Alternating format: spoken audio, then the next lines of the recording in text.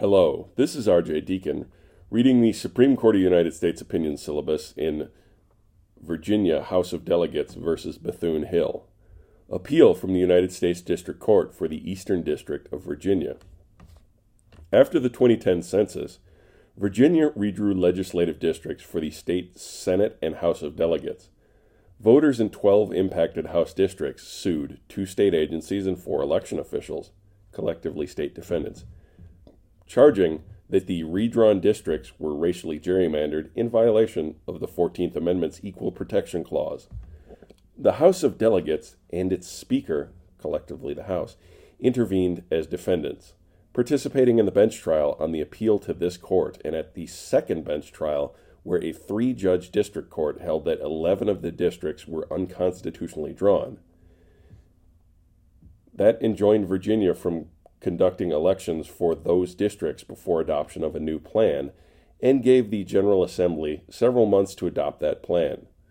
Virginia's Attorney General announced that the state would not pursue an appeal to this court. The House, however, did file an appeal. The Supreme Court held that the appeal was denied or dismissed. The House lacks standing either to represent the state's interests or its own right. To cross the standing threshold, a litigant must show 1. A concrete and particularized injury that 2. Is fairly traceable to the challenged conduct, and 3. Is likely to be redressed by a favorable decision. That's Hollingsworth versus Perry. Standing must be met at every stage of the litigation, including on appeal. That's Arizonans for Official English versus Arizona. And as a jurisdictional requirement, standing cannot be waived or forfeited. To appeal a decision that the primary party does not challenge, an intervener must independently demonstrate standing. That's Whitman versus Person Habala, I think, is how you pronounce that. The House lacks standing to represent the state's interest. The state itself had standing to press this appeal. See Diamond versus Charles. And could have designated agents to do so. That's Hollingsworth. However, the state did not designate the House to represent its interests here. Under Virginia law, authority and responsibility for representing the state's interests in civil litigation rests exclusively with the state's Attorney General.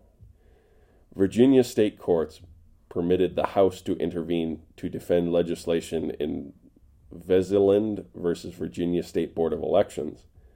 But the House's participation in Veseland occurred in the same defensive posture as did the House's participation in earlier phases of this case, when the House did not need to establish standing. Moreover, the House pointed to nothing in the Veseland litigation suggesting that the Virginia courts understood the House to be representing the interests of the state itself. That's Karcher versus May. Throughout this litigation, the House has purported to represent only its own interests. The House thus lacks authority to displace Virginia's Attorney General as the state's representative. The House also lacks standing to pursue this appeal in its own right. The court has never held that a judicial decision invalidating a state law as unconstitutional inflicts a discrete, cognizable injury on each organ of the government that participated in the law's passage. Virginia's Constitution allocates redistricting authority to the General Assembly, of which the House constitutes only a part. That fact distinguishes this case from Arizona State Legislature versus Arizona Independent Redistricting Commission, where Arizona's House and Senate acting together had standing to challenge the constitutionality of a referendum that gave redistricting authority exclusively to an independent commission. The Arizona referendum was also assailed on the ground that it permanently deprived the legislative plaintiffs of their role in the redistricting process, while the order challenged here does not alter the General Assembly's dominant initiating and ongoing redistricting role. Coleman versus Miller. Also does not aid the House. Coleman versus Miller, which is U.S. 433, also does not aid the House here, where the issue is the constitutionality of a coincidentally enacted redistricting plan, not the results of a legislative chamber's poll or the validity of any counted or uncounted vote. Redrawing district lines, indeed, may affect the chamber's membership, but the House, as an institution, has no cognizable interest in the identity of its members. The House has no prerogative to select its own members. It is a representative body, composed of members chosen by the people. Changes in its membership, brought about by the voting public, thus inflict no cognizable injury on the House.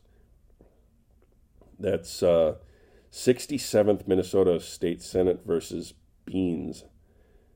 Nor does a court order causing legislators to seek re-election in districts different from those they currently represent affect the House's representational nature. Legislative districts change frequently, and the Virginia Constitution guards against representational confusion by providing that delegates continue to represent the districts that elected them, even if their re-election campaigns will be waged in different districts. In short, the state of Virginia would rather stop than fight on.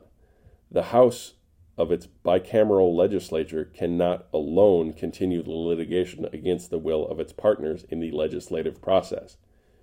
Again, the appeal is dismissed. Justice Ginsburg delivered the opinion of the court, in which Justices Thomas, Sotomayor, Kagan, and Gorsuch joined. Justice Alito filed a dissenting opinion, in which Chief Justice Roberts and Justices Breyer and Kavanaugh joined.